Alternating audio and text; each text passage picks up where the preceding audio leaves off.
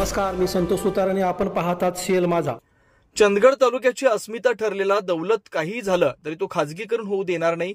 साखर कारखाना हा शेतकरी सभासदांचा राहिला पाहिजे. राजकारणातील हेवेदावे बाजूला ठेवून दौलतसाठी मी कधीही कमी पडणार नाही असं मत आमदार शिवाजीराव पाटील यांनी व्यक्त केलं.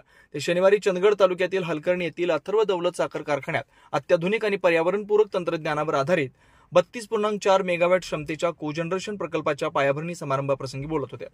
कार्यक्रमाच्या अध्यक्षस्थानी माजी राज्यमंत्री भरमोहन पाटील होते. यावेळी बोलताना दौलत अथर्वचे चेअरमन मानसिंग खोराटे म्हणाले, दौलत चालवायला घेतल्यापासून तो सभासदांचाच राहणार हे मी आज सुद्धा विश्वासानं सांगतो. गेल्या 6 वर्षात सर्वांच्या सहकार्यानं मी दौलतला पूर्वीसारखं गतवैभव प्राप्त करण्यात यशस्वी झालो. अनेक संकटांचा सामना करत 400 कोटींचा कोजन प्रकल्प उभारला जातोय. या प्रकल्पामुळे कारखाना परिसरातील प्रदूषण कमी होणार आहे. सुमारे 500 लोकांना रोजगार मिळणार आहे. हा कोल्हापूर जिल्ह्यातील दक्षिण भागातील सर्वात मोठा प्रकल्प ठरणार आहे.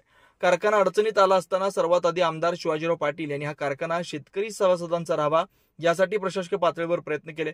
आम्ही जाऊन पोहोचण्याआधी त्यांनी मुख्यमंत्री देवेंद्र फडणवीस यांच्याकडे परिस्थिती मांडून लिलाव थांबवण्यासाठी प्रयत्न केले. त्यांच्या सहकार्यातून हा कारखाना संकटातून बाहेर पडला.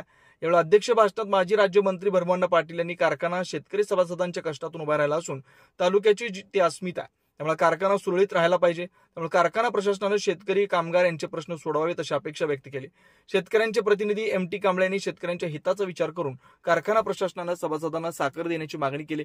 यावेळी शांताराम पाटील, लक्ष्मण गावडे, गिरिजादेवी शिंदे नेसरीकर, सचिन बल्लाळ, नामदेव पाटील, रवी बांदिवडेकर, भाऊकू गुरव, सुनील कानेकर, जगन्नाथ हुलजी, दीपक पाटील, आराय पाटील, बाळाराम फडके, दिग्विजय देसाई, संग्रामसिंह अडकुरकर, बबन देसाई, यशवंत सोनार, विद्या तावडे, राम पाटील, ऋषिकेश कुट्रे, तानाजी कागनकर, अमर नाईक, अशोक कदम, प्रताप सूर्यवंशी, जनसंपर्क अधिकारी दयानंद देवन, शेती अधिकारी युवराज पाटील, कामगार सभासद, शेतकरी हितचिंतक तसेच आदी मान्यवर उपस्थित होते.